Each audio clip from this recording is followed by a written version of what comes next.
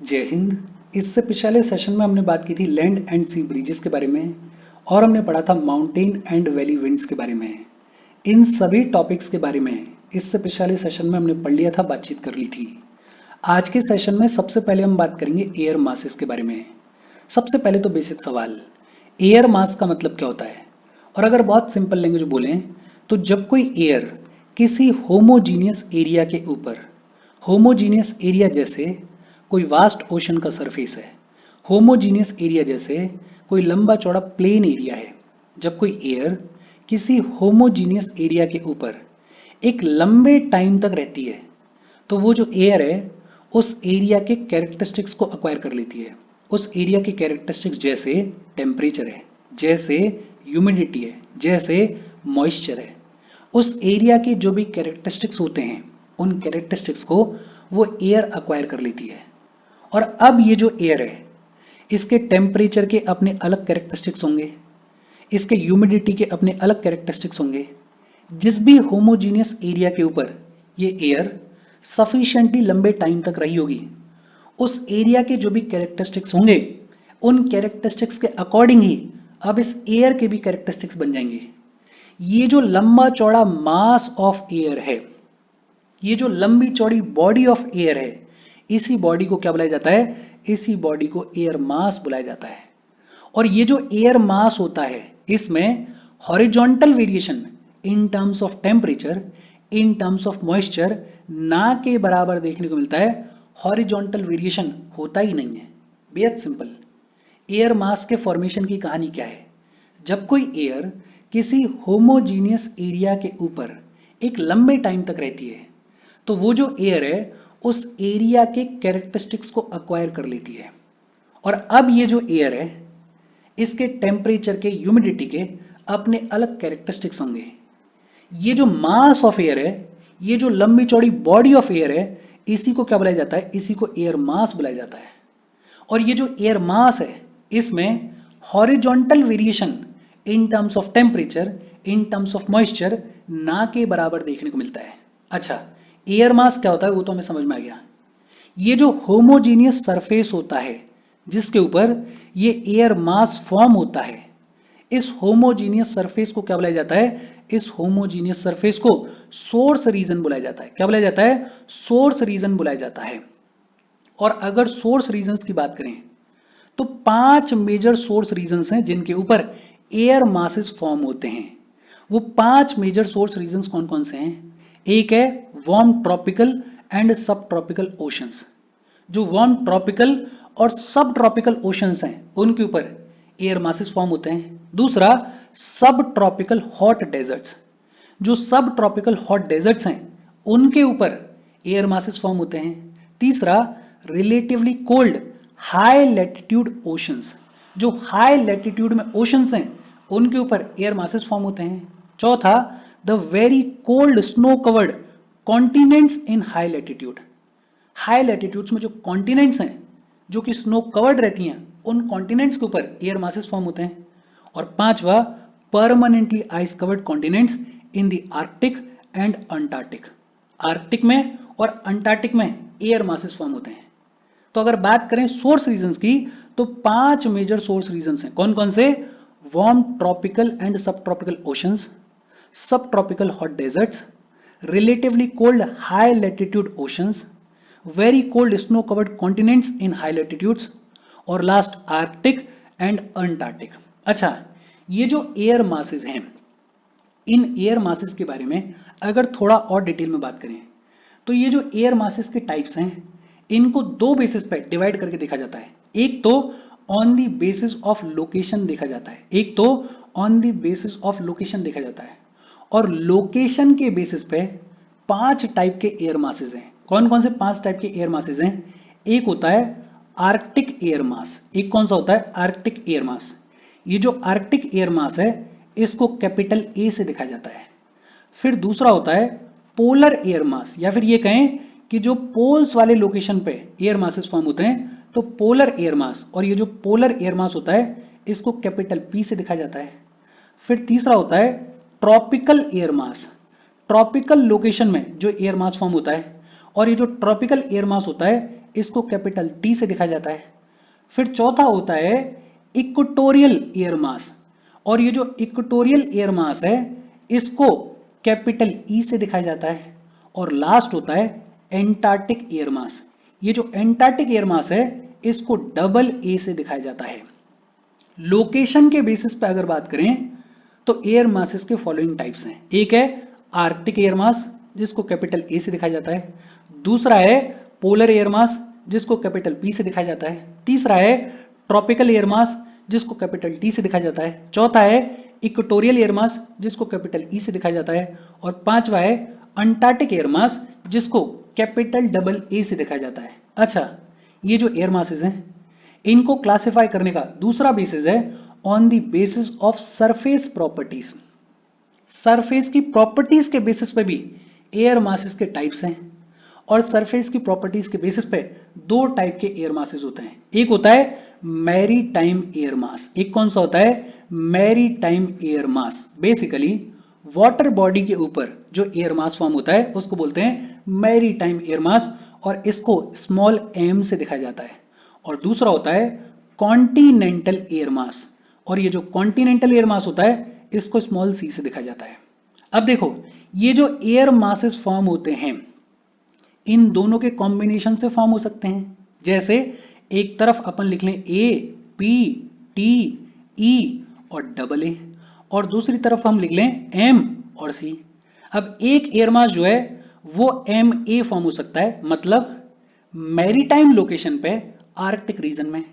एक हो सकता है एमपी, एमपी का मतलब मैरीटाइम रीजन में पोलर एरियाज में। फिर एक हो सकता है एमटी, मतलब मैरीटाइम रीजन में और ट्रॉपिकल वाले एरियाज में। फिर एक हो सकता है एमई, मतलब मैरीटाइम लोकेशन है लेकिन इक्वेटोरियल एरिया है। और फिर एक हो सकता है एमएए, मैरीटाइम लोकेशन है लेकिन रीजन कौन सा है? अंटार्कटिक वाला रीजन है। या फिर ऐसा भी हो सकता है सी ए फॉर्म हो जाए, कॉन्टिनेंटल एरिया है लेकिन आर्कटिक रीजन है। सी पी हो जाए, कॉन्टिनेंटल एरिया है लेकिन पोलर रीजन है। सी टी हो जाए, कॉन्टिनेंटल एरिया है लेकिन ट्रॉपिकल रीजन है। सी ई हो जाए, कॉन्टिनेंटल एरिया है लेकिन इक्वेटोरियल रीजन है। और सी ए हो जाए, कॉन्टिनेंटल रीजन है और एरिया कौन सा है? अंटार्कटिक वाला एरिया है। मतलब इतने कॉम्बिनेशन के एयर मासेस जो हैं वो फॉर्म हो सकते हैं। लेकिन इसमें ध्यान देना कि एक एम ए और एम ए मतलब मैरीटाइम आर्कटिक और मैरीटाइम अंटार्कटिक, ये दोनों फॉर्म हो नहीं पाते हैं बिकॉज आर्कटिक और अंटार्कटिक दोनों ही रीजन ऐसे हैं जिनके ऊपर स्नो रहती है, दे आर स्नो कवर्ड। तो मैरीटाइम रीजन देखने को मिलता ही नहीं है वहां पे। तो वहां पे ये जो एम ए और एम ए एयर मासेस हैं ये फॉर्म नहीं होते हैं। दूसरा, ये जो ई है इक्वेटोरियल एयर मास है, ये जो है इक्वेटोरियल एयर मास, ये जो इक्वेटोरियल एयर मास है ये एग्जिस्ट नहीं करता है। इक्वेटोरियल रीजन में एयर मास फॉर्म नहीं होता है। क्यों फॉर्म नहीं होता है? बिकॉज इक्वेटोरियल एरिया में लो प्रेशर देखने को मिलता है, वहां पे इनस्टेबिलिटी देखने को मिलती है। ये जो सीटी एयर मास है, सीटी एयर मास का मतलब कॉन्टिनेंटल एरिया ट्रॉपिकल रीजन में, ये भी बहुत ना के बराबर डेवलप होता है, बहुत वीक डेवलप होता है। लेकिन बाकी के जो एयर मासेस हैं वो डेवलप होते हैं। बाकी के कौन कौन से हैं? एक है मैरीटाइम ट्रॉपिकल, एक कौन सा है? Maritime tropical. दूसरा कौन सा है? Continental tropical. दूसरा कौन सा है? Continental tropical. तीसरा कौन सा है? Maritime polar. तीसरा कौन सा है? Maritime polar. चौथा कौन सा है? Continental polar. चौथा कौन सा है? Continental polar. और पांचवा कौन सा है? Continental Arctic. पांचवा कौन सा है? Continental Arctic. देखो, ये मैंने पूरा प्रोसेस आपको यहां पे बता दिया है कि किस तरीके से ये जो एयर मासेस हैं इनको क्लब करके देखा जाता है, किस तरीके से ये जो टाइप्स हैं ये फॉर्म होते हैं। ये भी बता दिया कि इसमें एम ए और एम ए ये फॉर्म नहीं होते हैं। इक्वेटोरियल एयर मास देखने को नहीं मिलता है, क्यों नहीं मिलता है वो भी बता दिया। ये जो सीटी है ये ना के बराबर डेवलप होता है। तो प्राइमरीली जो एयर मासेस डेवलप होते हैं, फॉर्म होते हैं, वो कौन कौन से हैं? एक है मैरीटाइम ट्रॉपिकल एमटी, दूसरा है कॉन्टिनेंटल ट्रॉपिकल सीटी, तीसरा है मैरीटाइम पोलर एमपी, चौथा है कॉन्टिनेंटल पोलर सीपी और पांचवा है कॉन्टिनेंटल आर्कटिक सीए। और ये जो 5 टाइप के एयर मासेस फॉर्म हो रहे हैं, इनमें से सबसे बेस्ट डेवलप होता है सीपी। इनमें से सबसे बढ़िया डेवलप होता है कॉन्टिनेंटल पोलार। और कॉन्टिनेंटल पोलार के बाद जो सबसे बढ़िया डेवलप होता है वो होता है एमटी। जो सेकंड बेस्ट डेवलप होता है वो होता है मैरीटाइम ट्रॉपिकल। बेहद सिंपल और इजी सी बातचीत है। अच्छा, ये जो ट्रॉपिकल रीजन्स में एयर मासेस फॉर्म होते हैं ये वार्म होते हैं, और जो पोलर रीजन्स में एयर मासेस फॉर्म होते हैं वो कोल्ड होते हैं। देखो, बेहद सिंपल सी बातचीत है। एक तो हमने बात की कि एयर मास का मतलब क्या होता है, दूसरा हमने बात की सोर्स रीजन के बारे में, फिर हमने 5 मेजर सोर्स रीजन्स के बारे में पढ़ा, और फिर हमने किताब के बियॉन्ड जाके ये जो एयर मासेस के टाइप्स हैं इनको किन बेसिस पे क्लासिफाई किया जाता है, इनका कॉम्बिनेशन किस तरीके से बनाया जाता है, उन सब के बारे में पढ़ा। जो 5 मेन टाइप के एयर मासेस फॉर्म होते हैं जिनको रिकॉग्नाइज किया जाता है उनके बारे में भी हमने बातचीत की, और इन 5 में से जो सबसे बेस्ट डेवलप होता है वो होता है कॉन्टिनेंटल पोलार सीपी, और जो सेकंड बेस्ट डेवलप होता है वो होता है एमटी मैरीटाइम ट्रॉपिकल। बेहद सिंपल और इजी सी बातचीत है, होपफुली आपको समझ में आई होगी। हम आगे बढ़ें उससे पहले वीडियो पे लाइक के बटन को दबा दो। लाइक दबाना जरूरी है बिकॉज यूट्यूब ऐसे ही फंक्शन करता है। जब आप वीडियो पे लाइक के बटन को दबाते हो तो यूट्यूब वीडियो को कंसिडर करता है और थोड़ा सा पुश कर देता है। तो लाइक का बटन दबा दो, शेयर कर दो अपने सोशल मीडिया हैंडल्स पे, व्हाट्सएप वगैरह पे अपने फ्रेंड्स को। जो भी लोग इसमें इंटरेस्टेड है, इससे रिलेटेड पढ़ाई कर रहे हैं, उनको शेयर कर दो। अगर चैनल को सब्सक्राइब नहीं किया है तो फॉर श्योर चैनल को सब्सक्राइब कर लो। और अगर आप केपेबल हो, हेल्प करना चाहते हो, तो आप हमें हेल्प कर सकते हो by clicking on the join button, या फिर आप कंट्रीब्यूट कर सकते हो क्यूआर कोड को स्कैन करके। अच्छा, एयर मासेस की कहानी खत्म हो गई। फिर इसके बाद बात आती है फ्रंट्स के बारे में। और फ्रंट्स का मतलब क्या होता है, अगर बहुत सिंपल लैंग्वेज बोलें तो जब दो अलग अलग एयर मासेस मिलते हैं, जब दो अलग अलग एयर मासेस मिलते हैं तो उन एयर मासेस के मिलने पे जो बाउंड्री फॉर्म होती है, जो बाउंड्री जोन फॉर्म होता है, उस बाउंड्री जोन को ही क्या बुलाया जाता है, उस बाउंड्री जोन को ही फ्रंट बुलाया जाता है। बेहद सिंपल, मान लेते हैं कि एक एयर मास ये है और मान लेते हैं कि दूसरा एयर मास ये है। इन दोनों एयर मासेस के मिलने पे ये जो बाउंड्री जोन फॉर्म हो रहा है, ये जो बाउंड्री फॉर्म हो रही है, इसी को क्या बुलाया जाता है, इसी को फ्रंट बुलाया जाता है। When two different air masses meet, the boundary zone between them is called a front। अच्छा, ये जो फ्रंट्स फॉर्म होते हैं इनके फॉर्मेशन की प्रोसेस को क्या बुलाया जाता है, इनके फॉर्मेशन की प्रोसेस को फ्रंटोजेनेसिस बुलाया जाता है। फ्रंट्स के फॉर्मेशन की प्रोसेस को क्या बुलाया जाता है, फ्रंटोजेनेसिस बुलाया जाता है। ये जो फ्रंट्स होते हैं ये 4 टाइप के होते हैं। फ्रंट्स कितने टाइप के होते हैं, 4 टाइप के होते हैं। कौन कौन से 4 टाइप के होते हैं, एक होते हैं कोल्ड फ्रंट, दूसरे होते हैं वार्म फ्रंट, तीसरे होते हैं स्टेशनरी फ्रंट, और चौथे होते हैं ऑक्लूडेड फ्रंट। बेहद सिंपल, फ्रंट क्या होता है, जब दो अलग अलग एयर मासेस मिलते हैं तो उन एयर मासेस के मिलने पे जो बाउंड्री जोन फॉर्म होता है उस बाउंड्री जोन को ही क्या बुलाया जाता है, फ्रंट बुलाया जाता है। दूसरा, ये जो फ्रंट्स के फॉर्मेशन की प्रोसेस है, इस प्रोसेस को क्या बुलाया जाता है, इस प्रोसेस को फ्रंटोजेनेसिस बुलाया जाता है। और तीसरा, 4 टाइप के फ्रंट्स होते हैं। कौन कौन से, एक कोल्ड फ्रंट होता है, दूसरा वार्म फ्रंट होता है, तीसरा स्टेशनरी फ्रंट होता है, और चौथा ऑक्लूडेड फ्रंट होता है। सबसे पहले हम बात करेंगे स्टेशनरी फ्रंट के बारे में।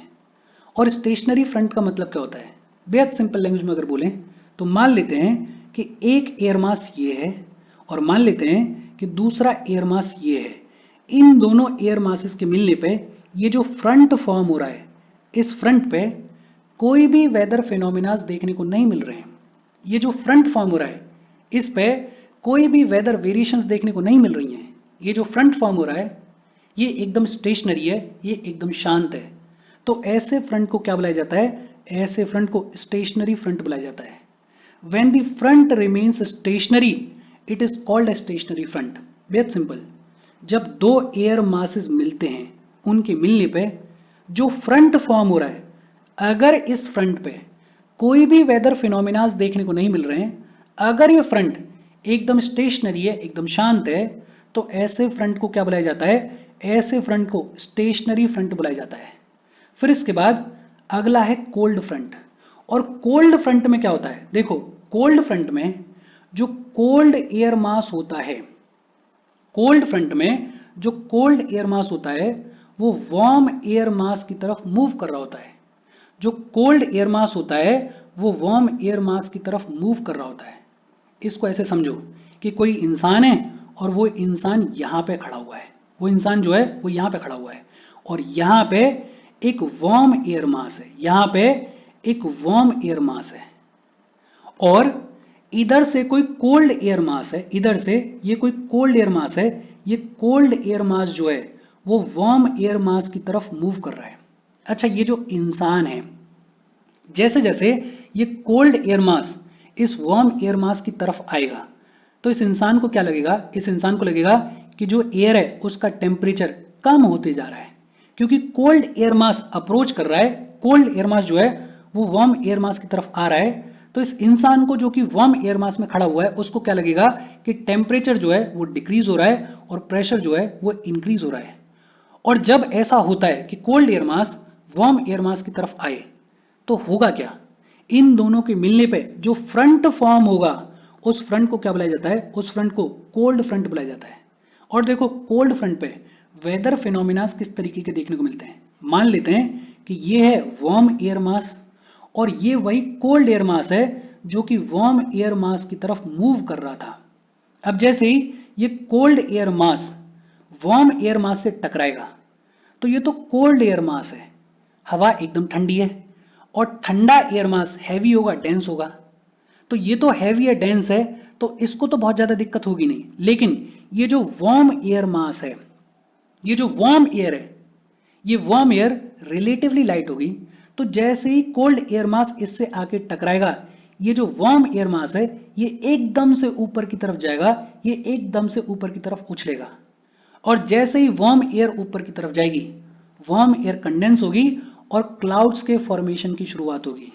और क्लाउड्स फॉर्म होंगे तो खूब सारी प्रेसिपिटेशन देखने को मिलेगी, खूब सारी रेनफॉल देखने को मिलेगी। लेकिन ये जो रेनफॉल है ये एकदम सडन होगी। ये जो रेनफॉल है ये टर्बुलेंट होगी और ये जो रेनफॉल है ये शॉर्ट टाइम पीरियड के लिए देखने को मिलेगी। समझो वेदर फिनोमिना को। कोल्ड फ्रंट में क्या होता है? जो कोल्ड एयर मास होता है वो वार्म एयर मास की तरफ मूव कर रहा होता है। अब अगर कोई इंसान वार्म एयर मास वाले एरिया में खड़ा हुआ है तो जैसे जैसे ये cold air mass warm air mass की तरफ आएगा, इस इंसान को क्या फील होगा कि टेम्परेचर कम होता जा रहा है और प्रेशर बढ़ता जा रहा है। और जब ये cold air mass warm air mass से टकराएगा तो जो फ्रंट फॉर्म होगा उसको क्या बोलते हैं? उसको कोल्ड फ्रंट बोलते हैं। अब देखो, ये तो कोल्ड एयर मास है, इसमें हैवी एयर है, डेंस एयर है। लेकिन ये जो वार्म एयर मास है इसमें रिलेटिवली लाइट एयर है। तो ये जो वार्म एयर मास है ये एकदम से ऊपर की तरफ उठ जाएगा, उछल जाएगा। और जैसे ही वार्म एयर मास ऊपर की तरफ जाएगा, वार्म एयर ऊपर की तरफ जाएगी, तो ये वार्म एयर कंडेंस होगी, क्लाउड्स को फॉर्म करेगी और खूब सारी प्रेसिपिटेशन देखने को मिलेगी इस कोल्ड फ्रंट पे। लेकिन ये जो प्रेसिपिटेशन है, ये जो रेनफॉल है, ये एकदम सडन होगी, ये एकदम टर्बुलेंट होगी और ये शॉर्ट टाइम पीरियड के लिए होगी।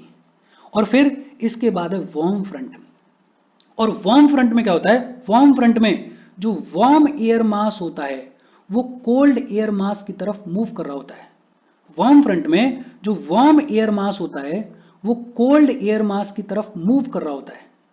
और इन दोनों के मिलने पे जो फ्रंट फॉर्म होता है उसको क्या बोलते हैं? उसको वार्म फ्रंट बोलते हैं। बेहद सिंपल। मान लेते हैं कि ये है कोल्ड एयर मास और मान लेते हैं कि ये है वार्म एयर मास। और ये जो वार्म एयर मास है ये कोल्ड एयर मास की तरफ मूव कर रहा है। अब मान लेते हैं कोई इंसान जो है वो इस कोल्ड एयर मास वाले रीजन में खड़ा हुआ है। तो ये जो इंसान है, इस इंसान को क्या फील होगा जब ये वार्म एयर मास इसकी तरफ आ रहा होगा? तो इस इंसान को फील होगा कि जो टेम्परेचर है वो तो बढ़ता जा रहा है और जो प्रेशर है वो डिक्रीज होता जा रहा है। और जब ये वार्म एयर मास इस कोल्ड एयर मास से टकराएगा तो जो बाउंड्री जोन फॉर्म होगा उसको क्या बोलते हैं? उसको वार्म फ्रंट बोलते हैं। और इस वार्म फ्रंट पे वेदर फिनोमिना कैसे देखने को मिलेंगे? सिंपल सी बात है, ये है कोल्ड एयर मास, ये है कोल्ड एयर मास और ये है warm air mass. Warm air mass जो है वो इस कोल्ड एयर मास से टकरा गया तो जो फ्रंट फॉर्म हुआ उसको क्या बोलते हैं? वार्म फ्रंट बोलते हैं। लेकिन cold air mass heavy air होगी, डेंस एयर होगी। ये जो वार्म एयर मास है इसमें रिलेटिवली लाइट एयर होगी। अब देखो कोल्ड एयर मास पे बहुत ज्यादा फर्क नहीं पड़ेगा, लेकिन ये जो वार्म एयर मास चल के आ रहा है, जैसे ये कोल्ड एयर मास से टकराएगा तो ये जो वार्म एयर है ये धीरे धीरे इस कोल्ड एयर मास के ऊपर मूव करने की शुरुआत करेगी, ऊपर जाने की शुरुआत करेगी। और जैसे जैसे ये एयर ऊपर जाएगी, ऊपर जाते जाते ये कंडेंस होगी और क्लाउड्स के फॉर्मेशन की शुरुआत होगी। और जब क्लाउड्स फॉर्म हो जाएंगे तो खूब सारी प्रेसिपिटेशन देखने को मिलेगी। लेकिन ये जो प्रेसिपिटेशन देखने को मिलेगी वार्म फ्रंट पे, ये एक लंबे टाइम पीरियड के लिए देखने को मिलेगी और ये कंटिन्यूस होगी, ये सडन नहीं होगी। फर्क है।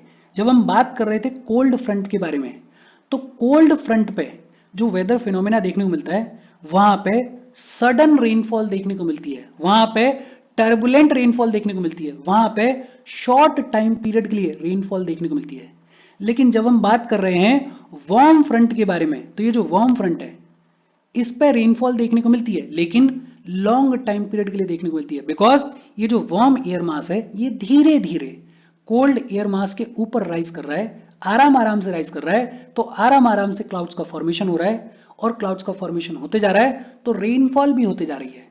तो लंबे टाइम पीरियड के लिए रेनफॉल देखने को मिलती है, और ये जो रेनफॉल होती है ये कंटिन्यूस होती है। होपफुली आपको समझ में आया होगा कि कोल्ड फ्रंट क्या होता है और वार्म फ्रंट क्या होता है। फिर चौथा है ऑक्लूडेड फ्रंट। और ऑक्लूडेड फ्रंट की कहानी क्या है? जब कोई एक एयर मास पूरे तरीके से लैंड सरफेस से लिफ्ट कर दिया जाए, पूरे तरीके से लैंड सरफेस से अलग हो जाए और ऊपर उठा दिया जाए, तो वो जो फ्रंट फॉर्म हो रहा है उसको क्या बोलते हैं? उसको ऑक्लूडेड फ्रंट बोलते हैं।